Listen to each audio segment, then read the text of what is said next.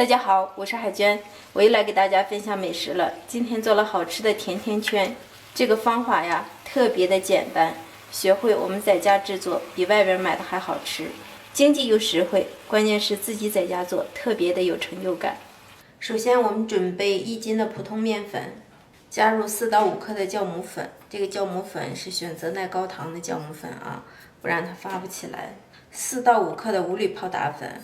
1把白糖，大约40-50克。如果能吃甜的，可以加到60克；不能吃甜的，咱们可以选择不放。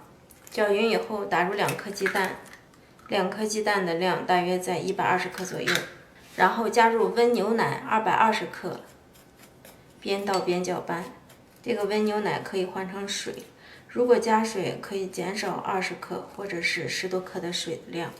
搅成这样的面絮状，加入25克的黄油。这个最好是用黄油，做出来的成品有一股奶香味儿。如果实在没有黄油，可以用玉米油来代替。搅匀以后，下手揉成团儿。面絮揉成团以后，直接移到案板上，然后我们给它揉透。不管用什么方法，一定要给它多揉，揉至这个面团特别光亮的状态，这样就可以了。放在盆里醒发。盖上盖子，醒发至2倍大。经过40分钟的醒发，看一下这面团已经醒发至2倍大了。取出醒好的面团，揉搓面团，排净里面的气体。揉好的面团搓成长条状，下成等份的面剂子。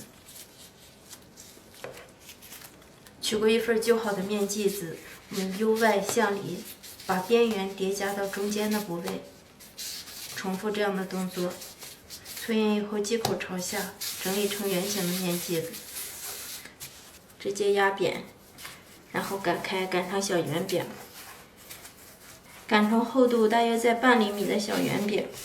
擀好的小饼，我们利用一个瓶盖在中间的部位压下去，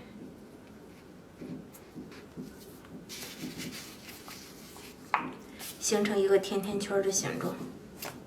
做好的生坯盖上保鲜膜，2次醒发至1.5倍大。锅中提前烧油，油温达到4成热，放入筷子试一下，有一丁点的小气泡产生。我们擀制的时候厚度大约在半厘米，现在已经醒发至1厘米多了。放入醒发好的生坯，醒发好的生坯是飘在油面上的。如果飘不到油面上，证明没有醒发好。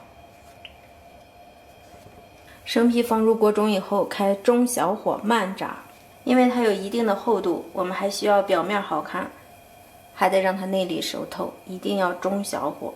在这个油温升起的过程中，这个生坯还会醒发一部分，还会变胖变大。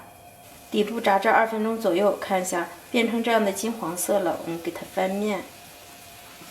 翻面以后，同样中小火慢炸。另一边炸至大约也2分钟左右，看一下两边颜色一致了，即可控油出锅。看一下第2锅炸的是5个，效果要比第1锅好很多，因为它不挤了。两面金黄即可出锅。出锅以后，我们可以撒一点糖粉，或者是沾一点巧克力，味道都特别的好。看一下里面干干净净，一点都不吸油。快过年了，动手给家人们做起来吧。